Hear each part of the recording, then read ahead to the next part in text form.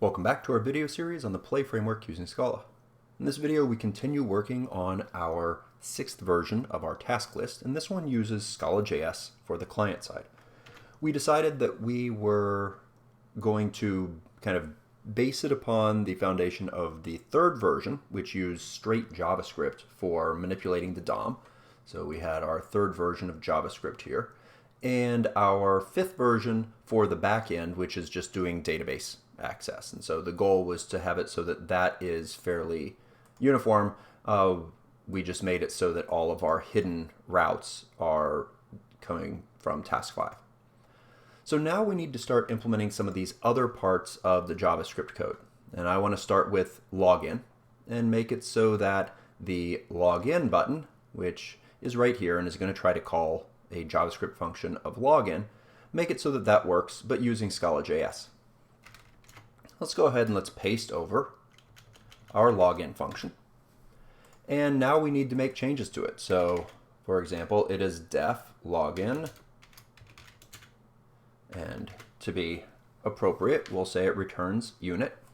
I am going to get rid of a whole bunch of semicolons.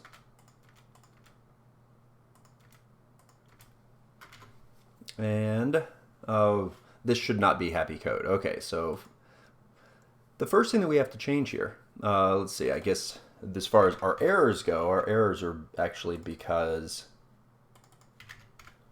and if I want this error to be happier, let's go ahead and change double quotes. And these will have to change to double quotes as well. This is just because for the compiler, these are higher, and some of the syntax is off anyway. So these are higher level errors than, for example, const up here. We also know that because the normal elements don't have a value, we are going to have to convert them to, in this case, input types. There would be more specific types instead of input. So there's things like a text area. We can go with the generic input and get its value.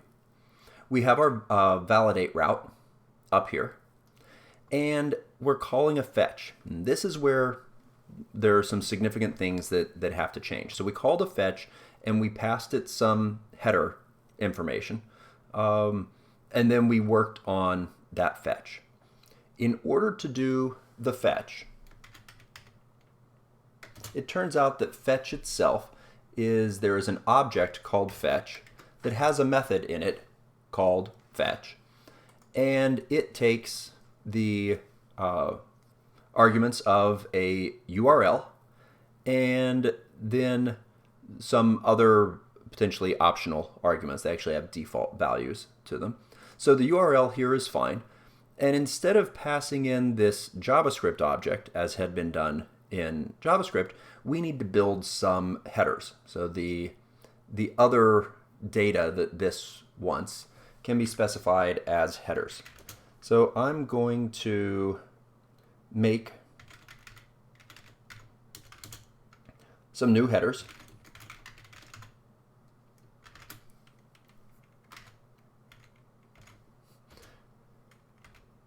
And you notice I'm importing a number of things here from the DOM experimental, the fetch and the headers. And I need to set the type of data that I was setting inside of here in these headers. So headers, we want to set, so for example, we need the content type to be this. Okay, so I'm actually going to hit cut on that and paste up here. And we want to set the content type to be application JSON in our header. If you go and look at the JavaScript library for fetch, this object really was giving us the header information for how things were supposed to be done. I also want to set on the headers our second value here, which is the CSRF token.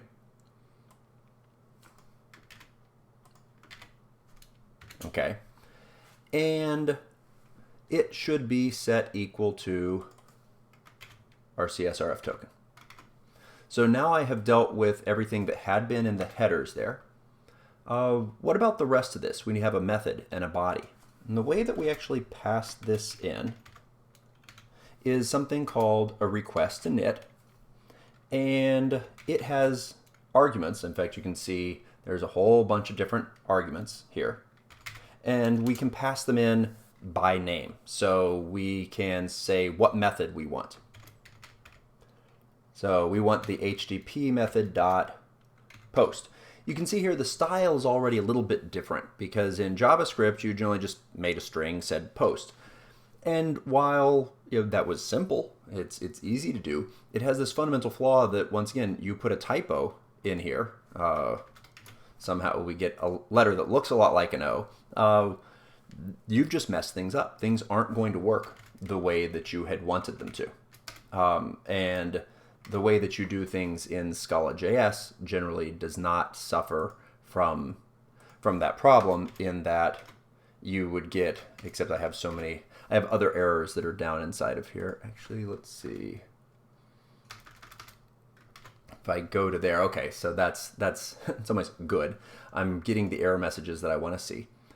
We still have some more information. So we have the method that we are posting. We do need to specify the headers as well. I'm also going to specify a mode, and that will be specified as the request mode dot cores, and I'll hit enter for this. Headers equals the headers variable that we declared, and we also need to specify that body.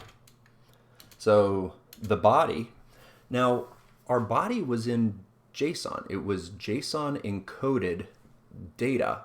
Let's go back. I unfortunately deleted it. Our body here was a JSON stringified object that had username and password.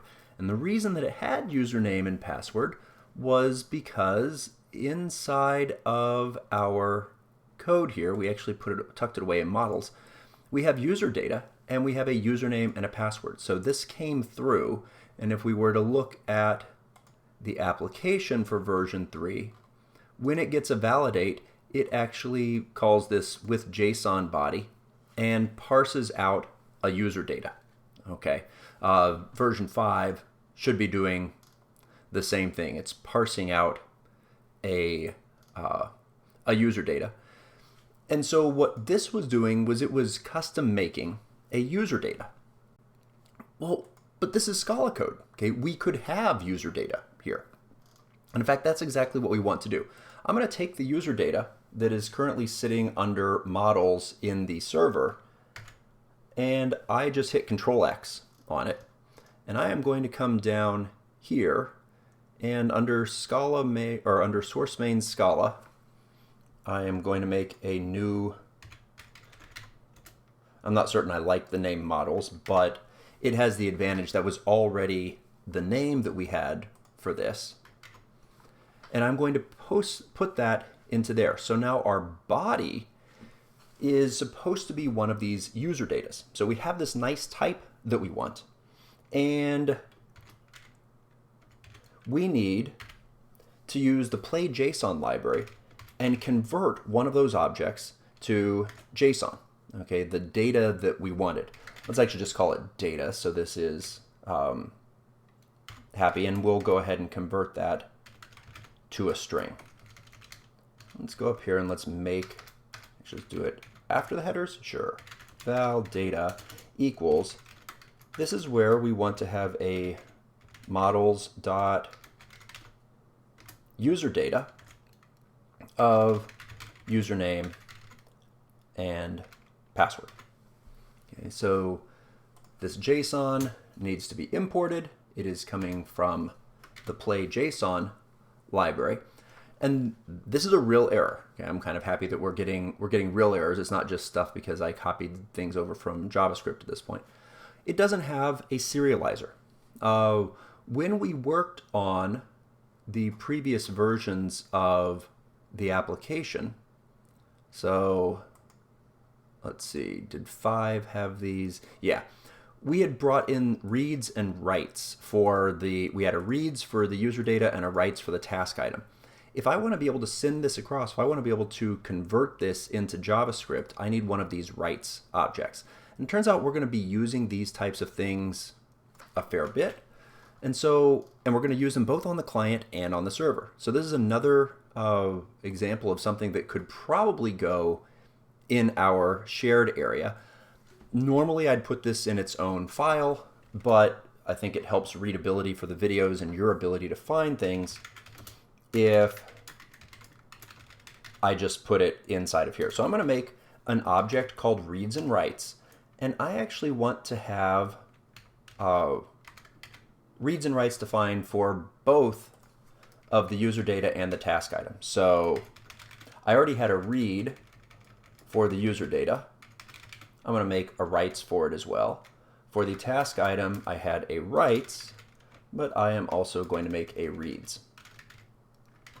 And so now anything, and this is why the play.json was actually included in our build.sbt in the shared space. Play.json was built so that it can compile for both the JVM and JavaScript. Let's put a new line in there to separate our user data stuff and our task item stuff. So now with an appropriate import of models.read and writes, we can get these implicit values inside of here.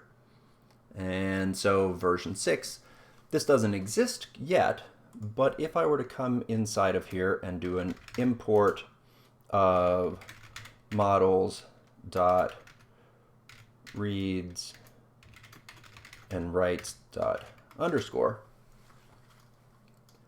Okay, now right now this says this doesn't exist. It's the type of thing that will actually get compiled because we are going across projects here. It'll get compiled when we refresh the page, assuming I didn't make any typos in it. If we go on and fix things, that error should go away in just a bit. Okay, what about this? So let's see. So we built our headers. We have the headers and the body and a method and a mode, and we're ready to make this fetch call. Okay, and what we had in the previous code, let's see, I don't know if we need that anymore. In our previous code, we did a then, okay, which moves us from, the fetch returns a promise in JavaScript, and then is how you operate on those.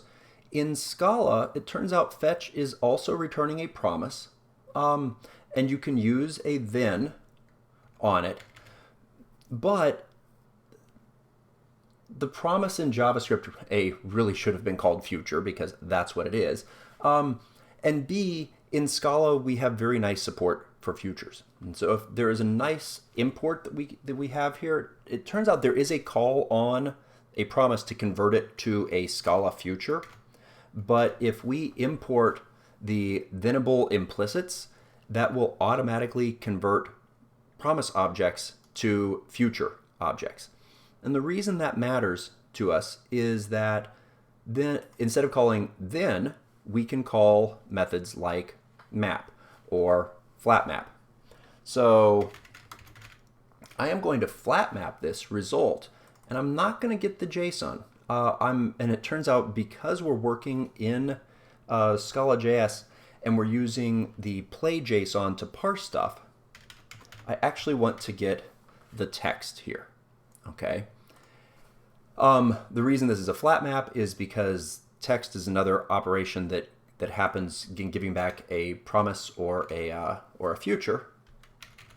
Let's see, how about we say dot flat map to the text dot, and I'm going to say map, and we get our data, which in this case should just be a Boolean that came through, but it's text, okay? And I want to make this so it happens in kind of a generic way. I want to take this text that we just mapped, and if I were going to update this for more Scala-like syntax, I'd move my curly brace there. I need to go back to the play.json library, and I need to parse JSON. This is actually code we've seen before. If you go to our controller for either version 3 or version 4, we have this with JSON body that is code that parses stuff out. And so we took our body and we had to parse it. We're going to do this here. We're going to say from JSON. In this case, the data that we are supposed to get back from the server is just a Boolean. And we need to parse that data because the data was a string. We parse it to JSON, and then we're going to match on that data. It will either work, in which case we get a JS success of whatever our, I'll call it bool, the Boolean value, and the path for parsing it. In that situation, we want to do all of this stuff. Okay? Otherwise, if it didn't work, we are going to get an error. And I will just call it JS error. And we don't care about its contents, but I want to print line a message that says that we have this error. Okay, and now we can close out our match.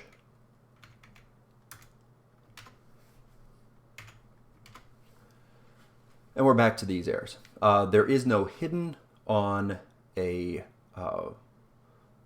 get element by ID. Unfortunately, this video has already gone really long. I was hoping to get to the point where I could rebuild the whole page and see the errors, but I'm going to stop this video. We'll come back, we'll fix this last set of errors and see that our page loads.